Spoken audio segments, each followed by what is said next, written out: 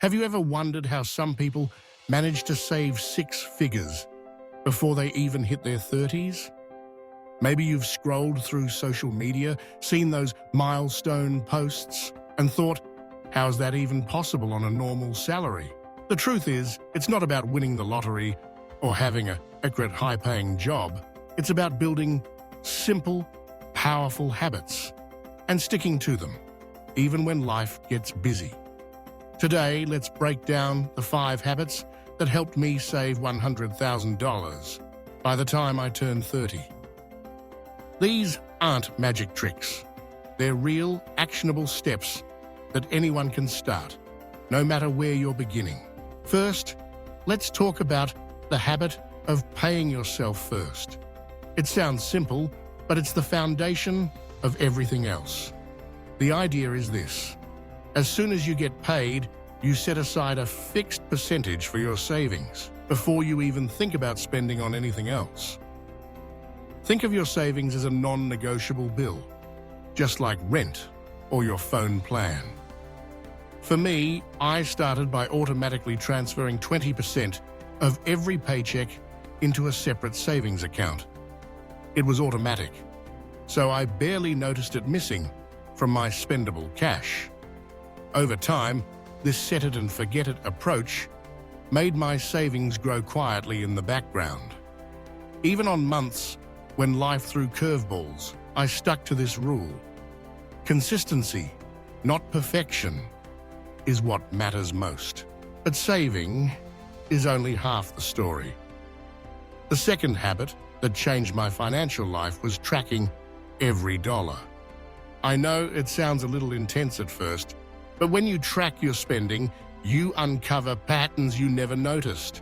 Those coffee runs, late-night food deliveries, or random online shopping sprees. I started by using a simple spreadsheet, jotting down what I spent each day. Later, I switched to a budgeting app. The point wasn't to shame myself, but to become more mindful.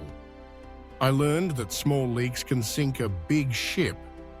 Once I saw where my money was going, I could make tiny adjustments.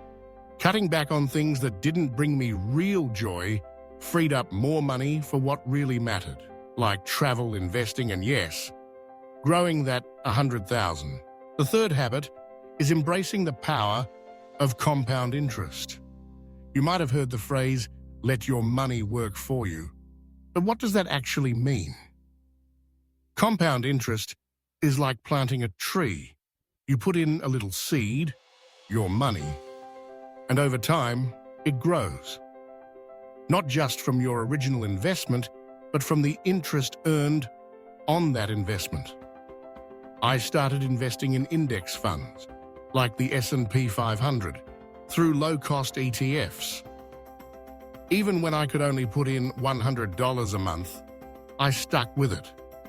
The market has its ups and downs, but over the years, those small, regular contributions added up.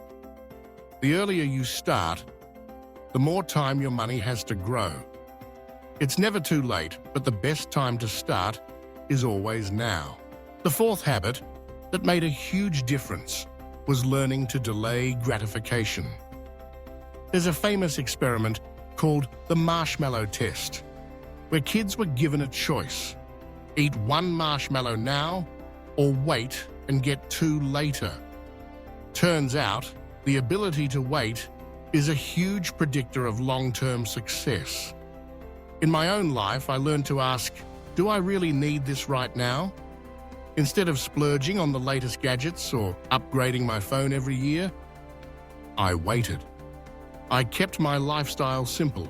Even as my income grew, this helped me avoid lifestyle inflation. The trap where you spend more just because you earn more. By living below my means, I created a buffer for savings and investing, and I didn't feel deprived because I was focused on bigger goals. Finally, the fifth habit is building multiple streams of income. Relying on a single paycheck can feel risky, especially in today's uncertain world. I started small, taking on freelance gigs, selling digital products, and exploring side hustles that fit my skills and interests. At first, the extra money wasn't much, but it added up over time. More importantly, it gave me a sense of control and freedom. Every extra dollar was another step toward my goal. Plus, I discovered new passions and skills along the way.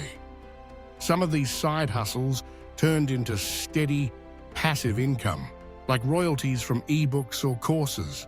The key is to start with something manageable and build from there. So, how can you put these habits into action?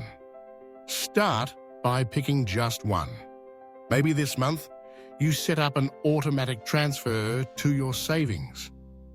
Next month, you try tracking your expenses. Give yourself permission to start small and build up. Remember, nobody changes overnight. What matters is consistency and the willingness to learn as you go. Along the way, I found inspiration and guidance from some incredible books. Rich Dad, Poor Dad by Robert Kiyosaki taught me to think differently about money, not just as something to spend, but as a tool to build freedom. The Psychology of Money by Morgan Housel helped me understand that our emotions and habits matter even more than math. Your Money or Your Life by Vicki Robin showed me how to align my spending with my values. And The Millionaire Next Door by Thomas J. Stanley reminded me that most wealthy people are quietly disciplined, not flashy spenders. There will always be challenges. Sometimes you'll slip up or feel like you're not making progress fast enough. But every smart choice, no matter how small, puts you closer to your goal. Saving $100,000 before 30 isn't about being perfect. It's about building habits that stick, even when no one is watching. If you remember nothing else, remember this: your financial journey is uniquely yours. Start where you are, use what you have, and focus on making small, repeatable choices. Over time, those choices add up to something bigger than you can imagine.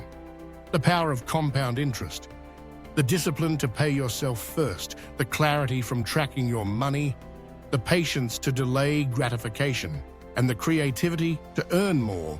These are the building blocks of financial freedom. So, whether your goal is 1,000 or 100,000, you have everything you need to get started today. The best time to plant a tree was 20 years ago. The second best time is now. Your future self will thank you.